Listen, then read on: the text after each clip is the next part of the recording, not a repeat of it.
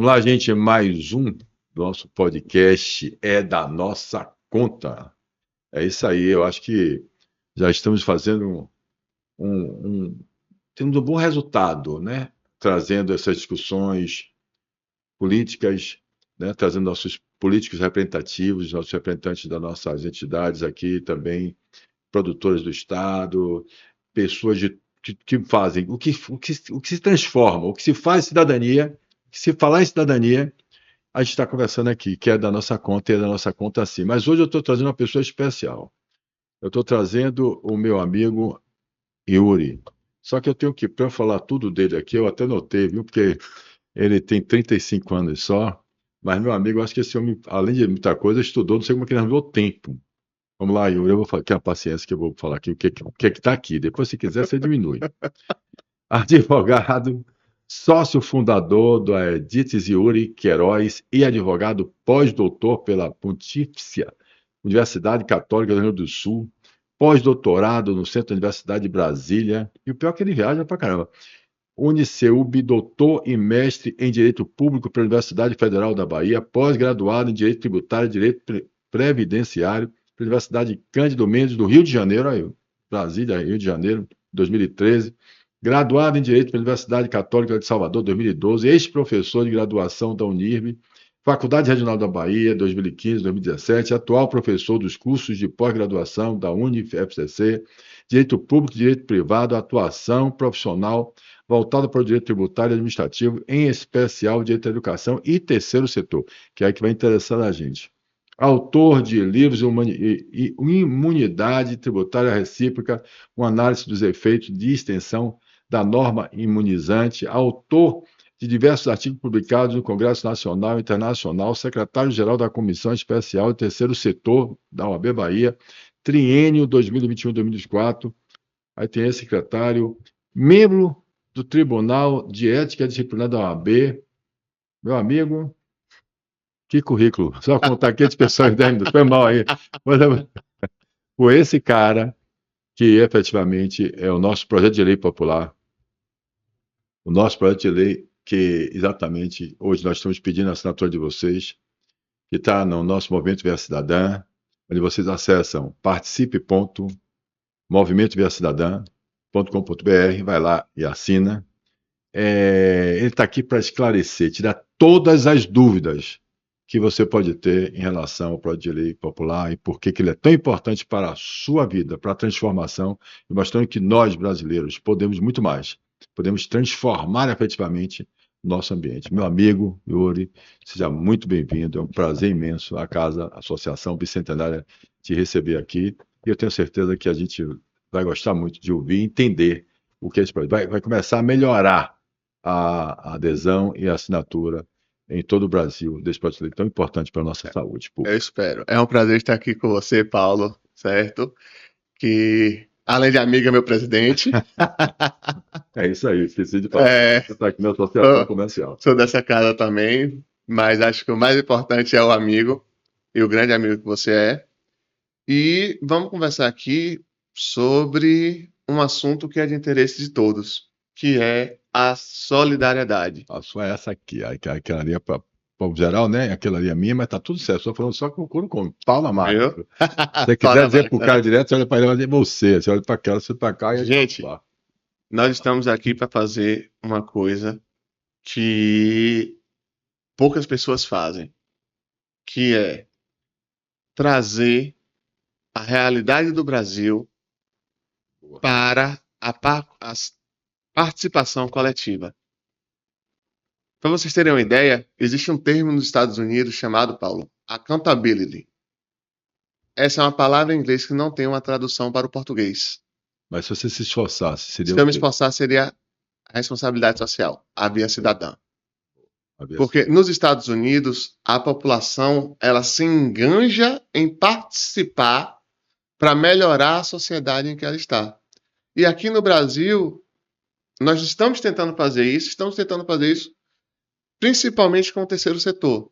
E antes de tudo, eu vou explicar o que é o terceiro setor de forma bem simples. O primeiro setor é o setor produtivo. O primeiro setor é o Estado. Certo? O Estado é o primeiro setor. O segundo setor é o setor produtivo, indústria e comércio. O terceiro setor é a organização, a sociedade civil organizada, Certo. que nós comumente chamamos de organização social, instituições filantrópicas. Você mesmo é filantropo, você mesmo tem a sua fundação e você mesmo aqui gostaria de parabenizar muito a Fundação Paulo Cavalcante e o trabalho que ela faz, porque é uma fundação essencial hoje para o estado da Bahia.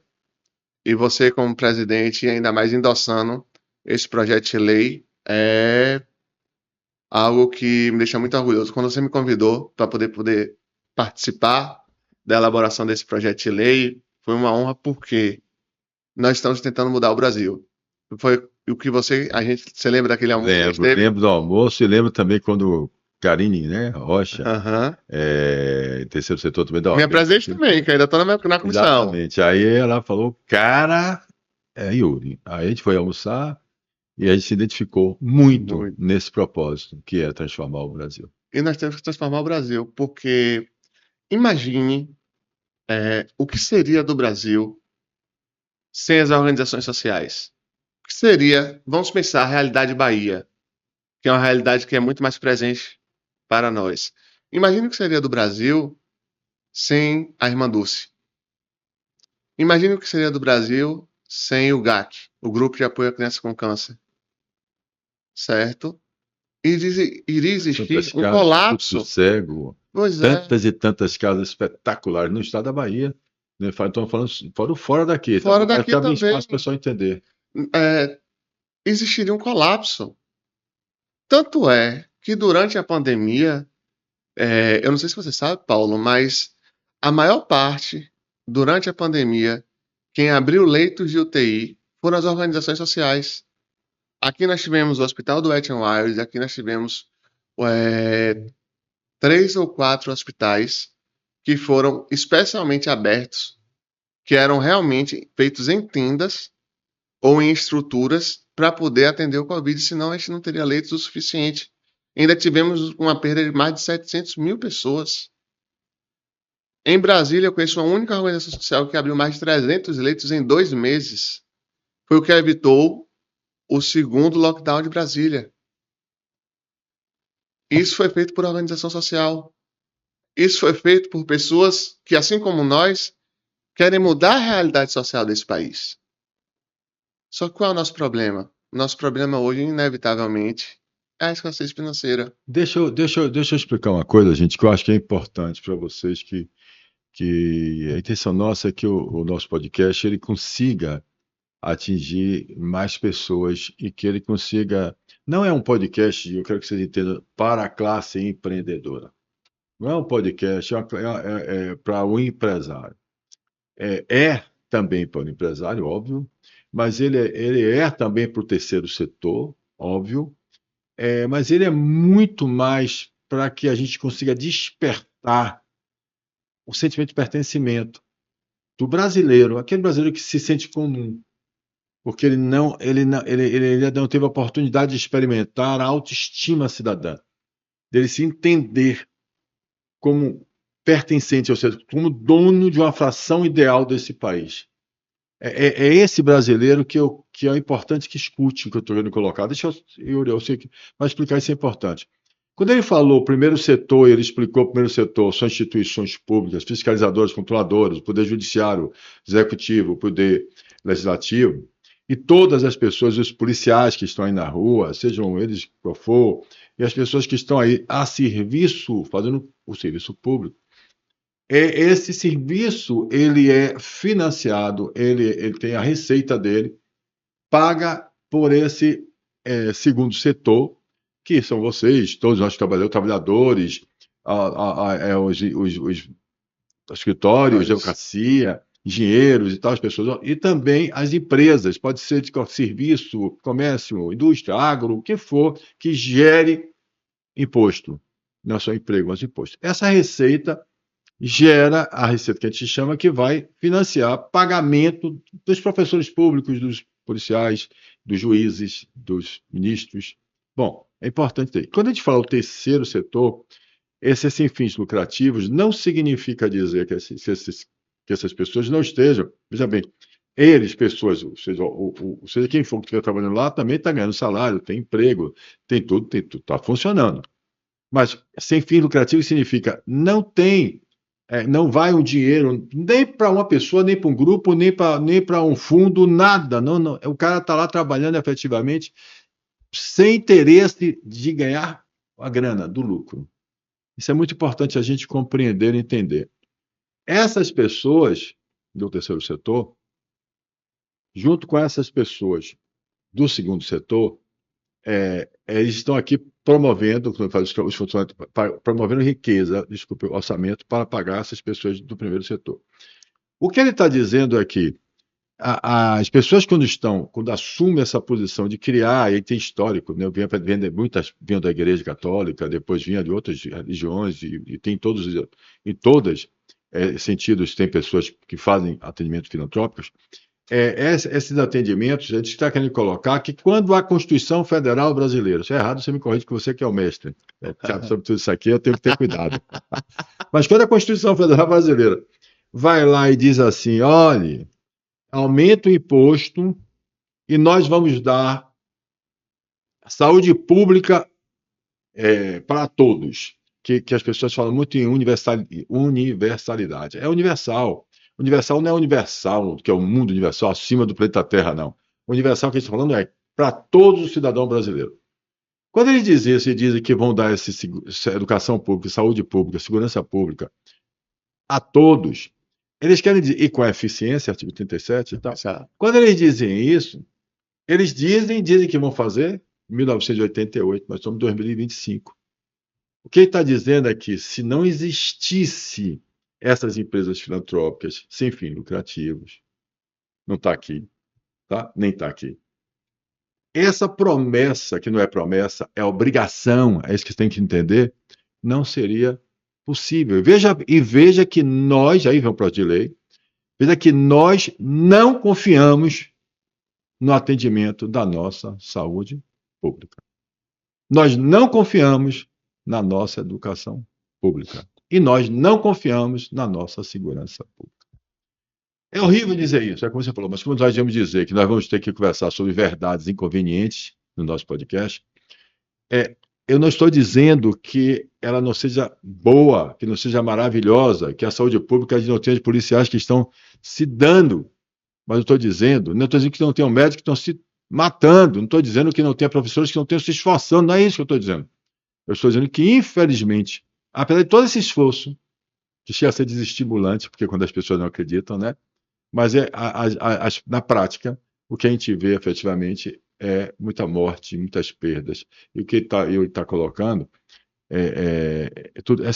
Desculpe, eu queria fazer essa base para a pessoa entender a importância desse projeto de lei, que você, com a sua inteligência, com a sua capacidade, com o seu estudo, com esse monte de informação que você teve, fez com tanto cuidado. E é isso que eu queria também aproveitar para que você falasse um pouquinho para que as pessoas entendessem o cuidado que você teve na legislação, apesar de eu estar assumindo, nós temos uma dificuldade muito grande de compreender até isso. Entendeu? Na verdade, Paulo, assim, eu traduzi a sua ideia. Eu simplesmente peguei o mentor do projeto de lei é você. Eu só peguei e coloquei em um formato jurídico. Um formato que, se não for jurídico, não passa. Exato. Já é difícil passar como você fez, imagine se não votasse dessa forma. Eu acho que, só complementando sua fala, eu acho que a gente deveria entender que as pessoas acham que o direito à cidadania é exercer o voto a cada 2 anos. Mas não, o direito à cidadania ele pode e deve ser exercido o tempo todo. Inclusive, quando nós não estamos confortáveis com a posição que nos colocam. O que nós estamos querendo fazer é um projeto de lei popular, que é um exercício do direito à cidadania, para levar a discussão ao Congresso, para que a gente possa subsidiar uma coisa e vou lhe trazer uma informação diferente. As instituições filantrópicas, elas tiveram um intuito na Constituição de 88 de serem fomentadas. Nós temos as imunidades tributárias que o legislador especificamente colocou tanto para tributo Importante isso aí. quanto para contribuição, Hum. certo? Para que as instituições não paguem impostos. E mesmo assim, o governo, através do certificado de entidade de beneficência e assistência social, limita uma dessas imunidades, que é a imunidade sobre a contribuição. Que nós fizemos no nosso projeto de lei, nós até adequamos justamente para que ficasse plausível a questão do SEBAS. Sebas, Certo? explique aí, vê se você consegue explicar. Você também que é professor, que eu vi várias professores. Aham. Imagine que a gente está aqui, que eu não quero entender. Me explique o que é que você fez nesse projeto de lei para você ter certeza absoluta que você adequou, como você falou, Paulo, a minha, na realidade, é capturar, é fazer com que o cidadão entenda que ele tem o direito de ter uma educação, de uma saúde pública com eficiência. Perfeito. Então, mas agora explique de uma maneira que você pode. Tem essa aula aí em 10 minutos, tá bom?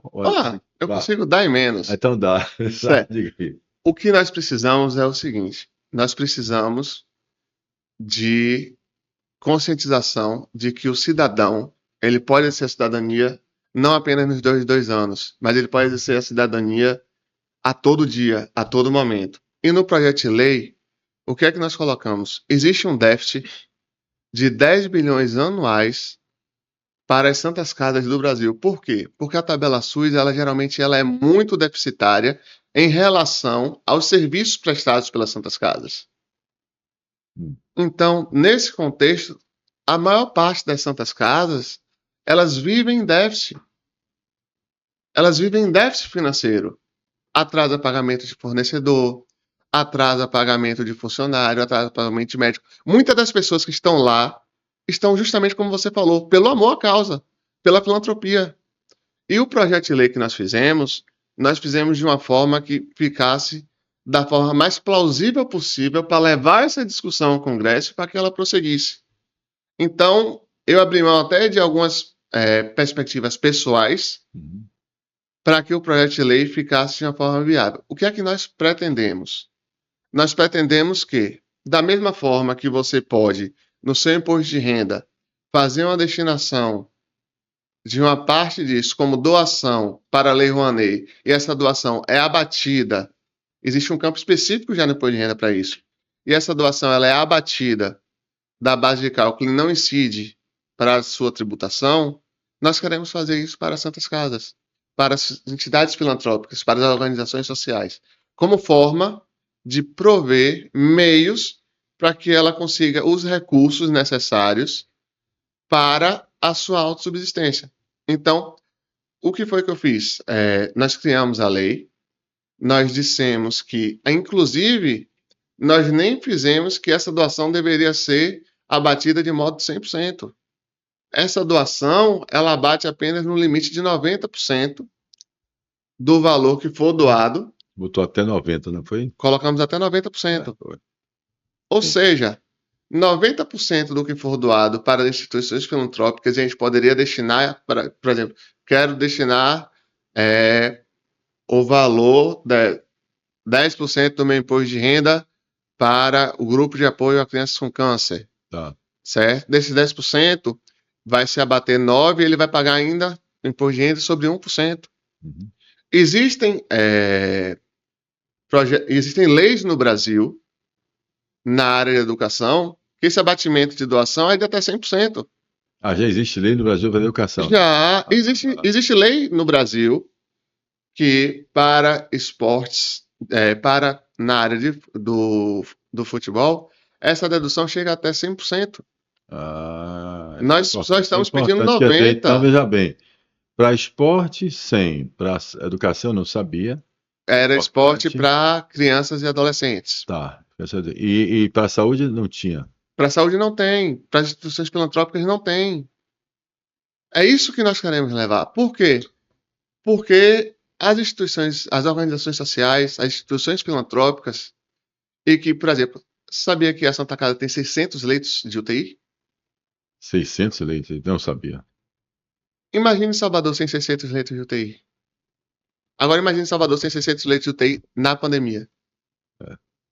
É porque a gente só sabe, às vezes, quando dói. É verdade. Não, isso é verdade. A gente, infelizmente, Nós fizemos um congresso uma vez que nós tivemos a participação de algumas entidades sociais e nós visitamos muito enquanto eu fui o primeiro secretário, eu tive a honra de ser o primeiro secretário da Comissão Especial de Terceiro Setor da OAB Bahia e da Comissão Nacional de Terceiro Setor durante o triênio passado. Então, nós tivemos visitas de diversas instituições sociais.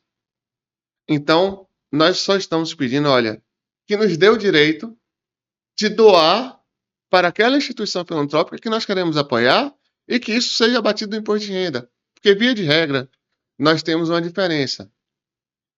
Impostos, eles não são vinculados. Eu não posso dizer o que eu quero fazer com o meu imposto.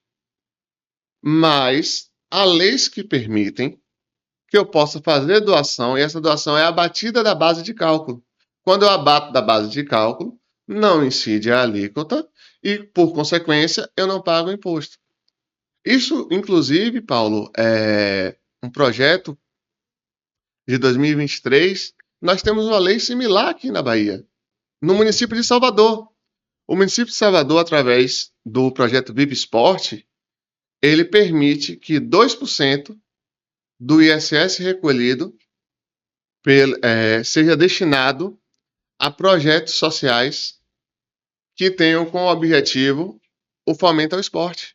2% pode ser direcionado para 2%, 2,5% para projetos sociais destinados ao esporte. Aí são esportes em geral.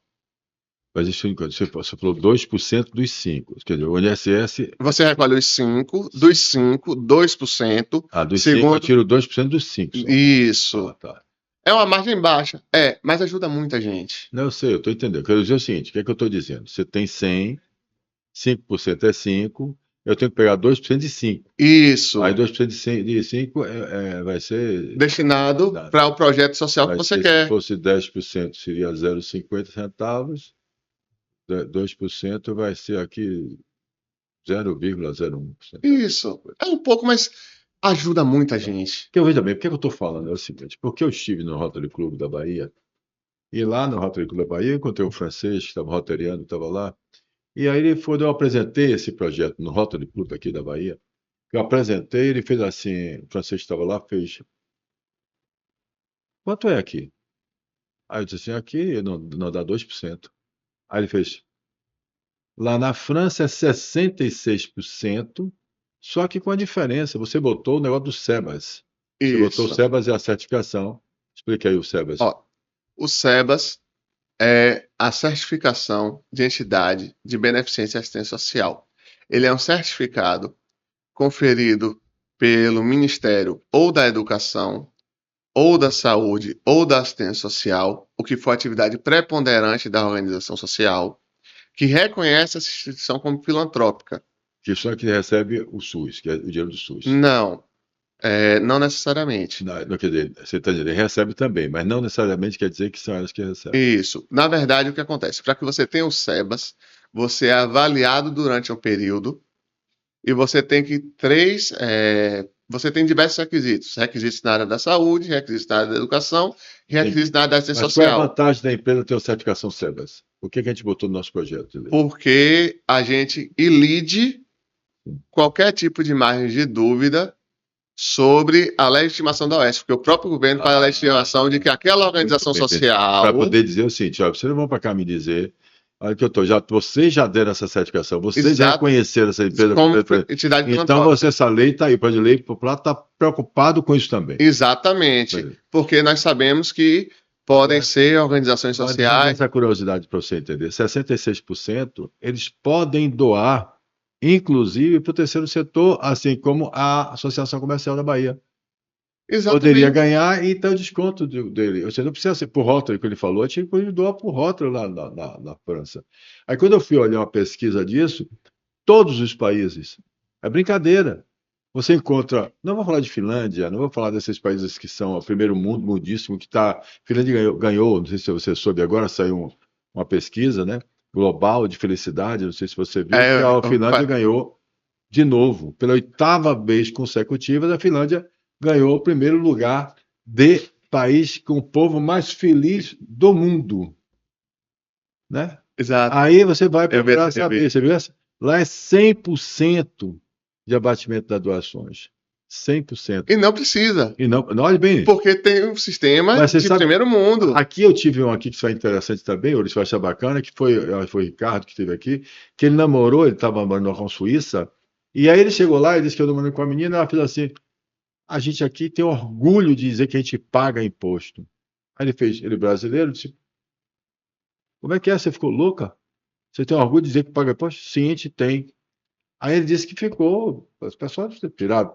Ele foi entender depois a reciprocidade do que ela estava dizendo.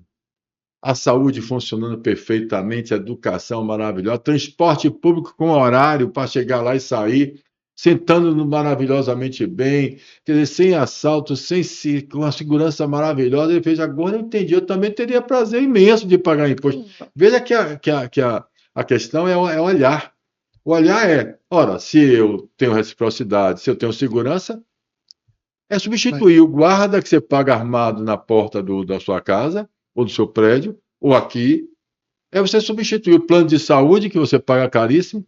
É você substituir o que você gasta com escola pública, ou com escola particular, desculpe, porque eu não confio na escola pública. É você substituir com as grades que você tem na sua rua, na sua casa, que você tem que gastar. É com carro blindado. É com segurança andando atrás de você.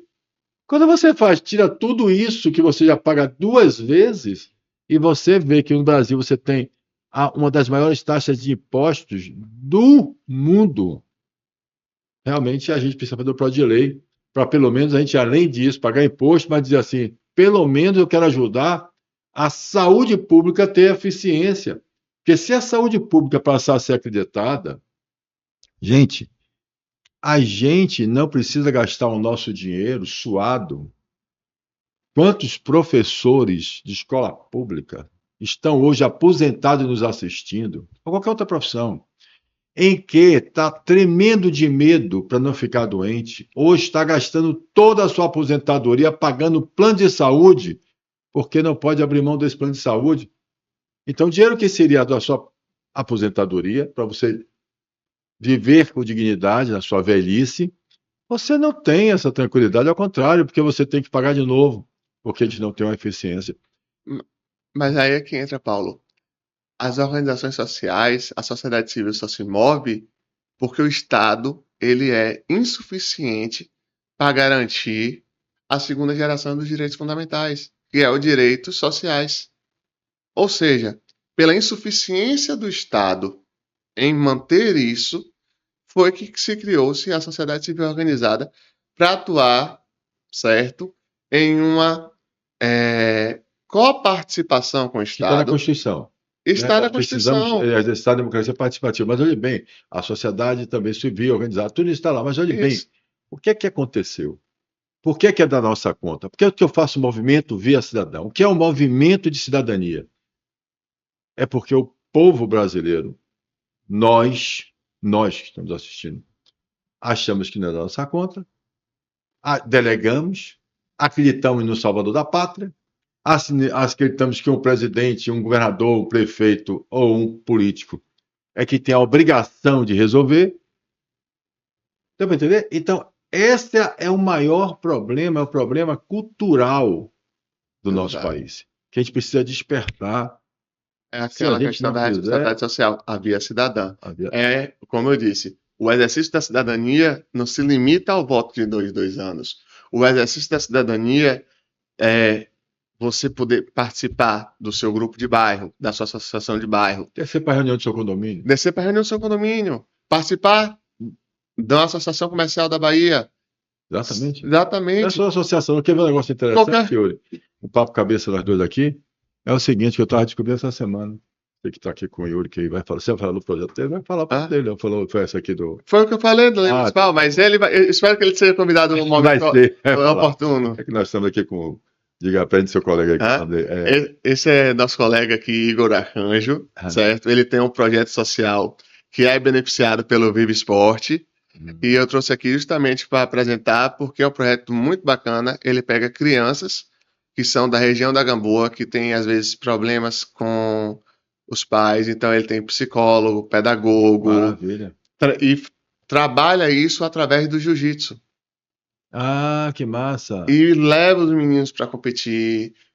E o Que esporte bacana! muda Eu as. vi, não sei se você viu na UFC, tinha uma lutadora brasileira, acho que era carioca, se não me engano, dizendo: pelo amor de Deus, me dê o prêmio que ela ganhou a luta. E dizia assim: porque eu sei o quanto que a luta, o esporte, tira as pessoas Sim, as da pessoas, droga, né? do crack, Da da marginalidade. marginalidade.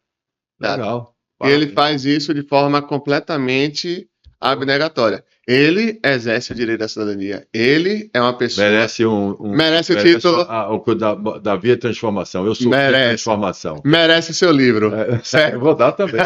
Mas o mais legal é que eu devia estar aqui com o selinho, poxa, hoje, fui tomar banho e tirei o meu pulseirinho da Via Transformação. Pecado. Tem um amigo meu do Roto que fala assim: Paulo, não é possível, você não pode tirar aquele do braço. Aí, tá certo. Mas, Paulo, Wildson, que ele a fala sua sempre. Fala. iniciativa do projeto de lei popular é a gente levar a discussão para o Congresso. Só que, para isso, nós precisamos de vocês. Nós precisamos que vocês entendam que cidadania não é voto em 2 anos. Para cada um de vocês que já precisou de uma Santa Casa, que já ficou em um leito de UTI, que já precisou ou sabe da deficiência de escola pública e quer melhorar isso, certo? Nós precisamos que vocês aderam ao projeto, que vocês assinem. Nós precisamos de 1% do eleitorado nacional em 7 estados. Não é fácil, mas nós estamos aqui. Bom, excelente. E aí, agora acabou de meu amigo Nelsinho veio aqui e disse: Tonho Paulo, mostra o pessoal aí. Tá aí. Esse é um botozinho que a gente coloca aqui. A gente fez um menorzinho, vai fazer um menorzinho ainda, que é Via Cidadã. Na verdade, eu sou a Via de Transformação. Tá certo? Bota aqui, eu Ah, sou a Via de Transformação. Eu vou te dar um broxinho, mas pode deixar logo esse aí também. Depois eu vou lhe dar um também bacana aqui, bem menorzinho então para colocar perfeito. assim. E é bom dizer algumas informações para você. Você viu que Tereza Paim, vocês conhecem a cara de Tereza, né? Uhum, claro. Ela está usando o selo Via Cidadã. Uma ideia que ela fez assim: Paulo, vou botar nas minhas mercadorias todas, nas minhas farinhas, na farinha que ela tem tudo, é baianinha, tem várias farinhas que exporta. A Tereza Painha, sabe quem é? Uhum. Apesar de ser minha comadre, ela tem uma das melhores casas aqui, os restaurantes maravilhosos aqui, além de ter também outros restaurantes que ela trabalha, batalhadora, né, como ela diz, sobrevivente, retada. E ela teve a ideia que a gente vai implementar, colocar o selinho da Via Cidadã, ou seja, para dar consciência cidadã, da Via Cidadã, com a empresa promovendo a consciência cidadã dentro das suas empresas, nos seus funcionários, no ambiente, no restaurante, nos lugares que estão. Uma ideia muito bacana. A gente vai fazer isso com outras entidades. Nós tivemos um encontro aqui, que é bacana você saber também, que foi o primeiro encontro aqui na Associação Comercial da Bahia, segunda-feira. O primeiro encontro de integração do associativismo do Brasil. Aqui, nessa casa, que foi a casa mãe do associativismo do Brasil e das Américas. Não sei se você sabe disso, a história também é isso aqui. Isso é muito simbólico, isso é muita força. Claro. Então, eu enxerguei, eles compraram essa ideia. O presidente da CACB, o Alfredo Cotaide, espetacular, um homem notável, que se doa, né, com a vontade imensa de transformar nosso país. Ele se doa mesmo. Já poderia. Se as pessoas dizem que eu já poderia estar aproveitando minha vida e esquecendo, deixando isso, Claro. ao contrário, são pessoas como essa que são realmente pessoas dignas e merecedoras de um selinho que a gente vai fazer. Você sabe que a gente vai fazer o nosso reconhecimento, nosso cartel, do quem merece ser, o selo de ser a Via de Transformação, o Via Cidadã. E a gente quer que a Via Cidadã ande, como esse broxinho anda aqui, da Associação Comercial, ele ande como a OAB tem, como a Rotary tem, como várias entidades têm, como os deputados andem, a gente ande também. Eu sou Via de Transformação, eu tenho, certo? Eu mereço, eu sou Via de Transformação, eu sou do movimento Via Cidadã, eu sou a Via de Transformação do país. Isso é muito bacana. E você porque você está fazendo parte história, quando você faz o projeto, você me entrega e discute, e a gente pergunta aqui de novo, e promovendo, E discutimos muita coisa. discutindo muita coisa. Não, e muita gente fala assim: Paulo, eu acho que foi, Paulo, mas já tem, Paulo, previsão legal de quantos por cento? É de 1 a 2%. Eu digo: pô, pelo amor de Deus. A gente está passando um aperto enorme nas Santas Casas. Eu me lembro o medo que todo mundo ficou quando se passar aquele piso, lembra aquele piso das enfermeiras? Das enfermagens. Das enfermagens. Se passa, todo a Acaba quebra. todas as instituições filantrópicas. Mas por quê? Acabaria por causa do orçamento. Eles estão falando o seguinte: não tem receita para pagar. Então, olha que loucura. Ora, se a gente é a sociedade civil organizada, se a gente, empresários, né, o bicho-papão, o que só pensa no lucro, o que olha para si, criminalizado, demonizado e transferência de culpa para uma minoria, que eu sou ativista da função social da empresa, mas não existe função social da empresa, a pessoa diz que não existe se não tiver um empreendedor, se não tiver acionista, se não tiver pessoas que acreditam em si e empreendem, seja que for, serviço que for. Então, essa visão de demonização e criminalização da classe produtiva do país é autocanibalismo, não só estatal, quando o Estado mata a galinha dos seus ovos de ouro, mas também do próprio povo brasileiro, culturalmente, ou sendo ensinado a buscar um culpado que não seja a gestão pública. Veja bem, gente, entenda, existem pautas de governo. Eu vou dar um exemplo que é legal, que esse eu gosto de dar. Você é dono do seu apartamento. Você mora no prédio, dono do seu apartamento. Você é dono, você comprou seu apartamento. E comprou seu apartamento por uma grana. Mas você mora num prédio de 20 andares, por exemplo. Comprei um apartamento, moro em 20 andares. Você tem um apartamento. Mas você tem a fração ideal de um apartamento. Você não vai dizer como é que vai ser o condomínio porque você comprou seu apartamento. Você não vai dizer nem quando você pode fazer zoada dentro do seu apartamento, mesmo sendo seu. Você tem uma regra. Né? Essa regra do condomínio, claro que ela está subordinada a uma regra constitucional. Aliás, todos nós estamos subordinados a ela. E todos os poderes estão subordinados a ela. Não existe supremo poder. Tanto o poder judiciário, executivo, legislativo estão sujeitos à Constituição, ao nosso pacto global. Veja bem, é importante fazer isso. Agora, você tem uma fração ideal que eu quero chegar.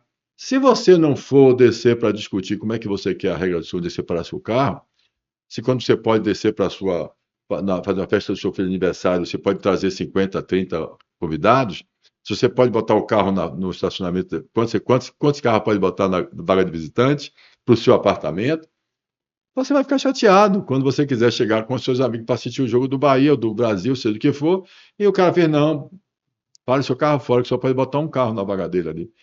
Aí você vai dizer, peraí, rapaz, que é isso? Meus convidados estão sendo maltratados. Você não participou, você não discutiu quando você for roubado e tudo mais. Então, eu conto esse detalhe para dizer o seguinte: você vai para a fila do SUS, que eu chamo SUS, quer dizer, da saúde pública. Uhum. Você está no agendamento e vendo pessoas da sua família morrerem e aguardando atendimento. Porque, meu amigo, a doença não espera, o mal não espera, ele mata. Você perde a pessoa da sua família. Mas você não tem capacidade crítica para dizer, peraí, o que é que esse cara está falando? Eu vou assinar essa zorra desse projeto. Eu vou assinar. Eu vou assinar porque pelo menos eu quero ver até onde é que vai esse projeto. Eu vou acompanhar esse projeto. É só isso. Veja bem. A gente só quer levar a discussão ao Congresso Nacional. Exatamente. Lá vai passar pelos trâmites legislativos ordinários. Exatamente. Vai passar pela Comissão de Constituição e Justiça, depois vai ter o relatório, pode ser alterado. Claro. Não, vai ter os deputados que vão abraçar, tomara que abracem, e nós que torcemos para abraçar. Assim, sem fazer campanha política, mas eu soube da trajetória. Nós tivemos a honra de o atual presidente da Comissão de Constituição e Justiça ser um senador baiano. Senador baiano, médico e que trabalhou a vida toda no Irmã Dulce e que conheceu Quem a Irmã Dulce. É o senador Otto Alencar. Ah, que maravilha! É o novo presidente da Comissão de Constituição e Justiça. Que espetáculo! Que é exatamente um médico, um cara sensível. Sensível. Um cara que sabe exatamente o que nós estamos falando, com a saúde. Parabéns, informação importantíssima. Isso aí é deixar claro aí para mostrar que a gente... E ele conheceu a Irmã Dulce, ele contando a história que ele conheceu a Irmã Dulce, ele era médico lá. Pronto, espetacular. Então a gente tem que aproveitar logo para levar essa... Exatamente. E ó, Paulo, se você perceber, nós temos O primeiro setor é o Estado. Tá. Certo? O segundo é o setor produtivo.